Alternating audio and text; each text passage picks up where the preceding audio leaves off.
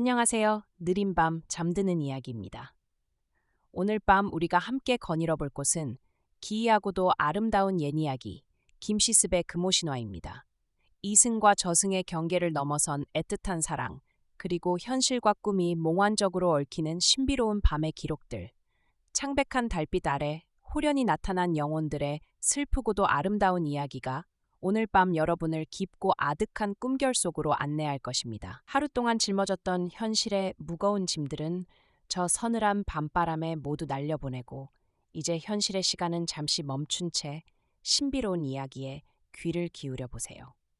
여러분의 편안한 수면을 위해 이야기가 시작되면 화면은 천천히 어두워져 고요한 휴식으로 안내합니다. 이제 복잡한 생각은 모두 내려놓고 눈을 감으세요. 가장 신비롭고 애틋한 금오산의 깊은 밤으로 함께 떠나보겠습니다. 금오신화 만복사저 포기. 전라도 남원의 양생이라는 젊은이가 살고 있었습니다. 그는 일찍이 부모를 여의고 아직 혼인도 하지 못한 채 만복사라는 절의 동쪽 방에 머물며 홀로 거처하고 있었지요. 그의 방 밖에는 배나무가 한 그루 있었습니다.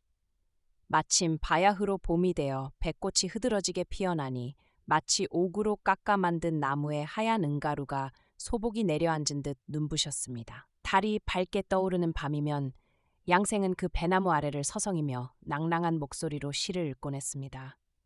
한 그루 배꽃만이 외로움을 달래주지만 휘영청 밝은 달밤을 홀로 보내긴 괴로워라.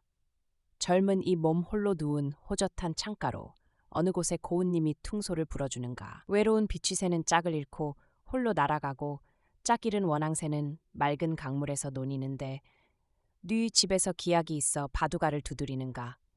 밤 깊도록 등불로 점치며 시름 속의 창에 기대네. 시를 다 읽고 났을 때였습니다. 호련히 허공에서 신비로운 말소리가 들려왔습니다. 그대가 진정 좋은 짝을 얻고자 하거늘 어찌 뜻을 이루지 못할까 근심하느냐. 그 소리에 양생은 마음속으로 몹시 기뻐하였습니다. 그 이튿날은 마침 3월 24일이었습니다. 고을의 풍속에 이날이 되면 남녀가 만복사에 모여들어 부처님과 탑에 예를 올리고 각자의 소원이 이루어지기를 비는 관습이 있었습니다. 저녁이 되어 사람들의 발길이 모두 끊기고 사위가 고요해지자 양생은 소매 속에서 저포를 꺼내어 부처님 앞 탁자 위에 던지며 말했습니다. 제가 오늘 부처님과 저포 놀이를 한판 겨루고자 합니다. 만약 부처님께서 이기신다면 제가 법연을 베풀어 공양을 올릴 것이 없고 만약 제가 이긴다면 아름다운 여인을 얻어 제 평생의 소원을 이루게 해주시옵소서. 축원을 마친 양생이 저포를 던지니 과연 양생이 이겼습니다. 그는 기뻐하며 부처님 앞에 무릎을 꿇고 말했습니다. 부처님께서는 결코 헛된 말씀을 하시지 않으니 부디 제게 하신 약속을 저버리지 마옵소서. 그러고는 탁자 아래의 어두운 그림자 속에 숨어 들어가 가만히 동정을 살피며 기다렸습니다. 얼마 지나지 않아 호련히 한 아름다운 여인이 불당 안으로 들어왔습니다. 나이는 15, 16쯤 되어 보였고 두 갈래로 따아내린 머리와 얌전한 자태가 마치 하늘에서 내려온 선녀와도 같았습니다. 여인은 부처님 앞에 향을 꽂고 3번 절을 올리더니 이내 구슬피 흐느끼며 길게 탄식했습니다. 그리고는 품속에서 축원문화를 꺼내어 불단 위에 바쳤습니다. 그 글의 내용은 이러했습니다. 아무 동네에 사는 하씨 여인이 세종께 아릅니다. 지난날 변방의 수비가 무너져 왜구들이 쳐들어왔을 때 해마다 봉화가 타오르고 눈앞에는 칼날이 번뜩였습니다. 사람들은 들판으로 도망치고 살림으로 숨어들었으며 저 역시 부모님과 떨어져 길을 잃고 말았습니다. 다행히 연약한 몸의 정조를 지켜 외딴 들판에 몸을 의탁할 수는 있었으나 깊은 시름과 암담한 한 속에서 홀로 밤을 지새운 지 어언 3년이 되었습니다. 가을 이슬과 겨울 서리를 맞으며 찢어지는 가슴을 안고 흐느껴 울었고 봄꽃과 가을달을 볼 때마다 끊어지는 애간장을 달래며 아득해할 뿐이었습니다. 이 한 목숨은 구름과 같고 외로운 발자취는 가랑잎처럼 더덥기만 합니다. 부처님, 부디 자비를 베푸시어 이 불쌍한 목숨을 가엾게 여기시고 은밀히 굽어 살펴 주시옵소서. 저의 이 붉은 정성을 받으시어 한시바삐 이승의 업보를 끊게 해 주시옵소서. 축원을 마친 여인은 슬픔을 이기지 못하고 소리내어 울었으니 마치 삶을 놓아버리려는 듯 애처로웠습니다. 탁자 아래에 숨어 이를 지켜보던 양생은 치밀어 오르는 감정을 주체하지 못하고 조심스레 밖으로 나가 여인을 달래며 조용히 말을 건넸습니다. 낭자, 불단 위에 받친 축원문은 어찌하여 쓴 것입니까? 양생은 여인의 축원문을 보고 기쁨이 얼굴에 넘쳐 조심스레 물었습니다. 낭자는 어떤 분이시기에 홀로 이런 밤에 이곳에 오셨습니까? 여인이 대답했습니다. 저 또한 사람인데 어찌 의심하고 괴이하게 여기십니까? 낭군께서는 그저 좋은 짝을 얻으시면 될 뿐 굳이 성씨와 이름은 물으실 필요가 없습니다. 어찌 그리 일의 앞뒤가 뒤바뀌었습니까? 당시 절은 이미 퇴락하여 승려들은 한쪽 구석에 머물고 있었고 불전 앞에는 오직 행랑채만이 쓸쓸하게 남아 있었습니다.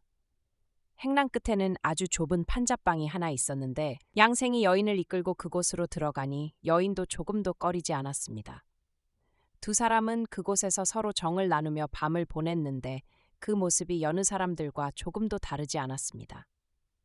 이윽고 한밤중이 되어 달이 동산에 떠오르고 창가에 나뭇가지 그림자가 비칠 무렵이었습니다.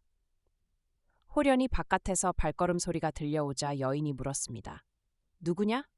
혹시 내 시녀가 온 것이 아니냐? 그러자 밖에서 시녀가 대답했습니다. 예, 아가씨, 평소 아가씨께서는 중문을 나서지 않으시고 몇 걸음도 걷지 않으셨는데 어제 저녁 우연히 밖으로 나가시더니 어찌 일이 늦도록 돌아오지 않으셨습니까? 여인이 말했습니다. 오늘의 일은 결코 우연이 아니다. 하늘이 돕고 부처님이 보호하셔서 한 훌륭한 낭군을 만나 백년해로 하기로 하였다. 부모님께 고하지 않고 혼이 나는 것은 비록 예법에 어긋나는 일이라 하나 일이 기약 없이 만나 즐거움을 누리게 된 것은 평생의 기이한 인연이 아니겠느냐. 어서 우리 집으로 돌아가 자리와 술과 과일을 가져오너라. 시녀가 명을 받고 돌아가 뜰에 술자리를 차리니 때는 바야흐로 새벽 4시 무렵이었습니다.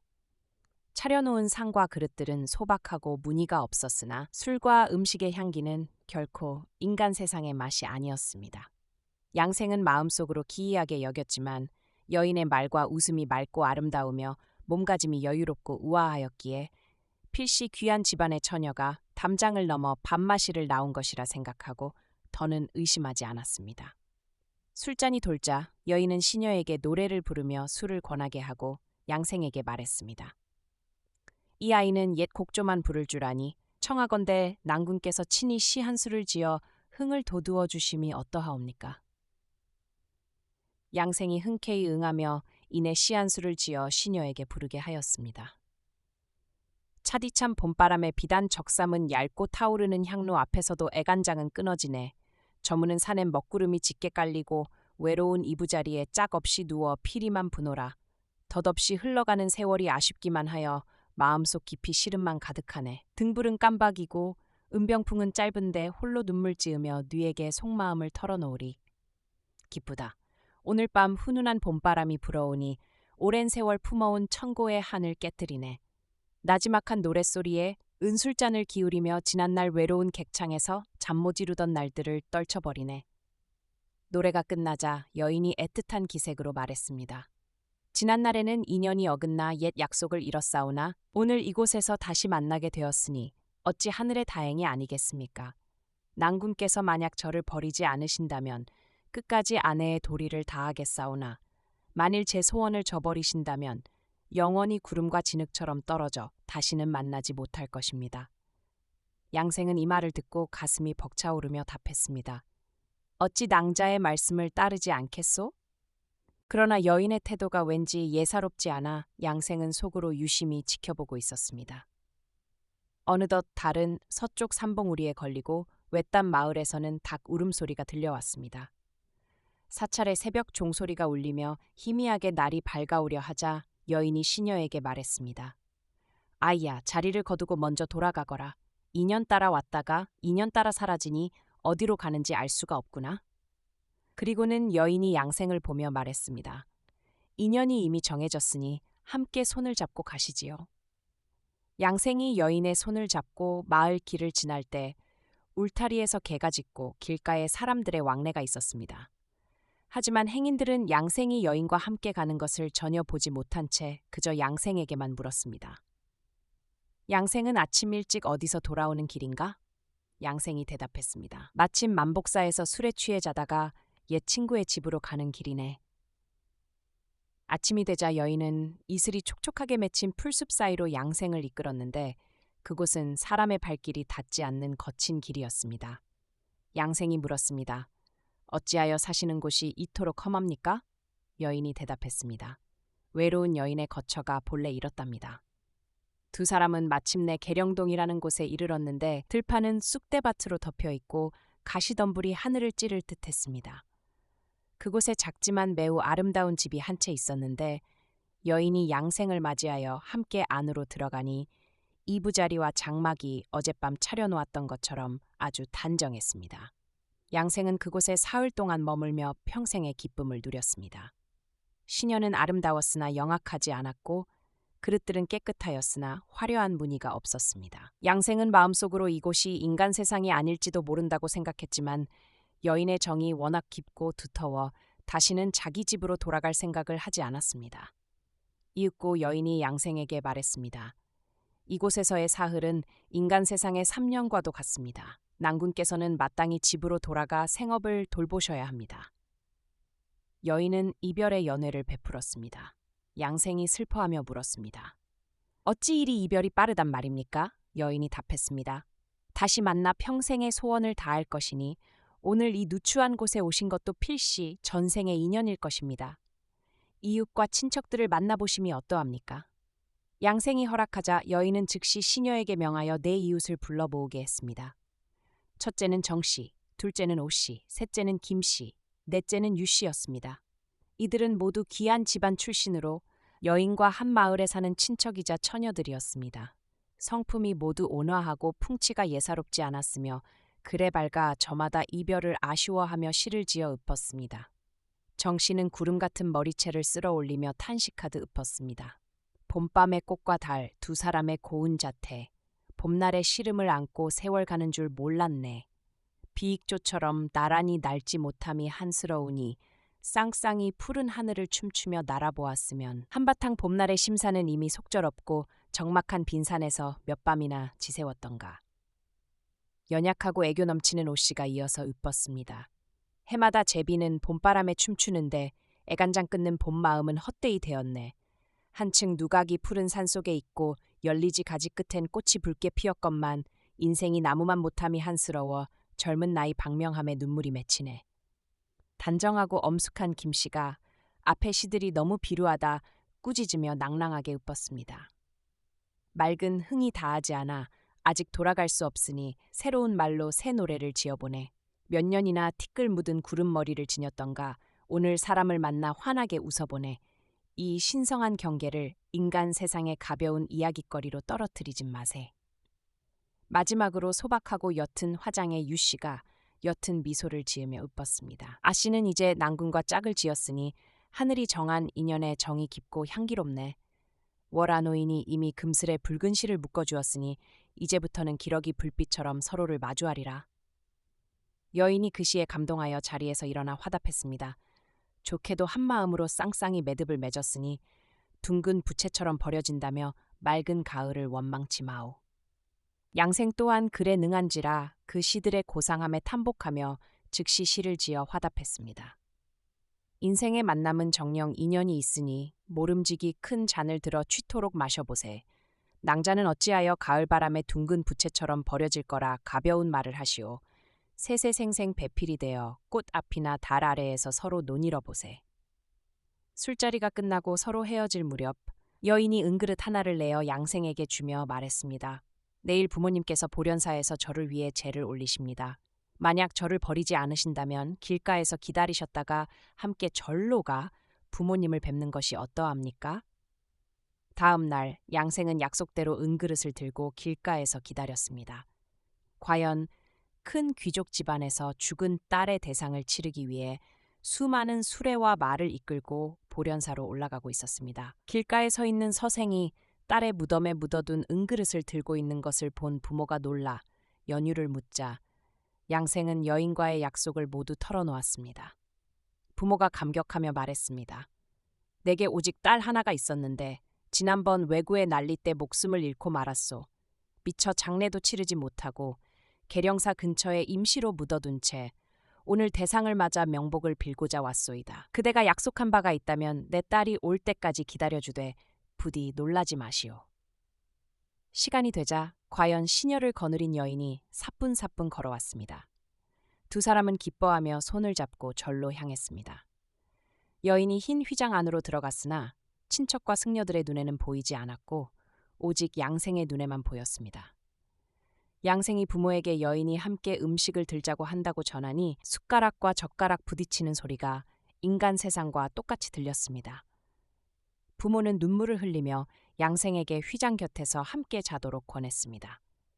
한밤중이 되자 휘장 안에서 여인의 낭랑하고 애틋한 속삭임이 들려왔습니다. 제가 저승의 율법을 어긴 것은 저 스스로도 잘 알고 있습니다. 오랫동안 들판에 버려진 채 지내다 호련히 낭군과 3세의 인연을 맺게 되었습니다. 가시비녀를 꽂고 평생토록 아내의 도리를 닦고자 하였으나 어찌할 수 없는 업보와 저승의 길이 정해져 있어 즐거움이 다하기도 전에 슬픈 이별이 이토록 빨리 찾아왔습니다.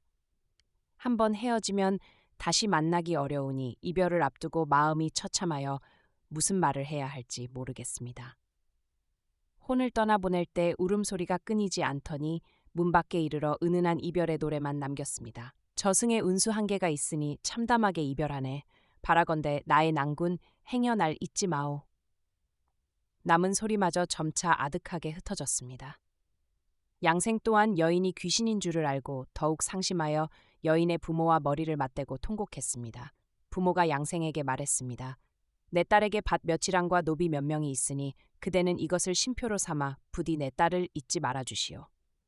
다음 날 양생은 희생과 술을 준비하여 여인이 잠든 임시 무덤을 찾아갔습니다. 제상을 차려놓고 통곡하며 지전을 태우고 마침내 정식으로 장사를 지내주었습니다. 그리고 애끓는 제문을 지어 바쳤습니다. 달나라에 사는 아름다운 선녀여, 무산의 비구름 같은 고운 낭자여, 땅은 어두컴컴하여 돌아갈 길이 없고 하늘은 아득하여 바라볼 수 없소. 들어올 때는 소리 없이 황홀하더니 나갈 때는 떠나지 않은 듯 아득하기만 하오. 비록 죽고 사는 것이 다르다 하나 바라건대 이 글에 감응하시기를 빕니다. 그 후 양생은 슬픔을 다하여 밭과 집을 모두 팔아 사흘 동안 계속해서 불공을 들였습니다. 그러자 공중에서 여인의 맑은 목소리가 들려왔습니다. 낭군께서 천도해 주신 덕분에 저는 이미 다른 세상에서 남자로 태어나게 되었습니다. 비록 이승과 저승으로 나뉘었으나 참으로 깊이 감사드립니다. 낭군께서도 부디 맑고 깨끗한 업을 다시 닦아 함께 윤회의 굴레를 벗어나시길 빕니다. 양생은 그 후 다시는 혼이 나지 않고 지리산 깊은 곳으로 들어가 약초를 캐며 살았는데 그가 어찌 되었는지는 아무도 알지 못했습니다.